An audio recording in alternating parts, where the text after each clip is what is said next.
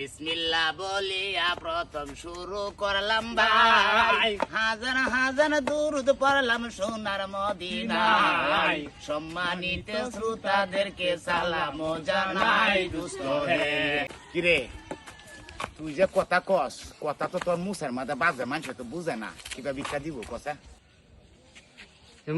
মুষ্টি ফাঁক করছি, অহনার বাজছে না। এই মানুষে কিতা ভিক্ষা দিব রে? তুই যে মুডা মানুষে মনে রে তুই বড় লোক, এলে তো ভিক্ষা দেন। তোর একালো থেকে আনতাম না ভিক্ষা ওরা। এর আনলে লস। হেইও ভাই কথা তো শুরু হইল।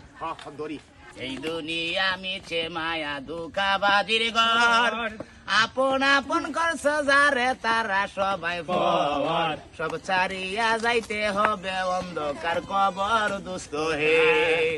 বাড়িটা মনে হয় দেয় কোন এলাকা তাই হচ্ছি বুঝছস? আগে ভিক্ষা ইন্দে মনে হইতো না। মাইদিরা কিছু দে ভাই,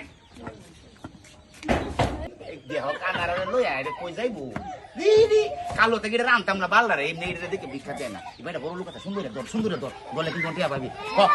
আমরা অন্ধ কপাল মন্দ, দুঃখের সীমা নাই, চক্ষু থাকতো এই দুনিয়া দেখার সাধ্য নাই। আল্লাহর রাস্তায় কিছু টাকা দান করিয়া যাই দোস্ত হে।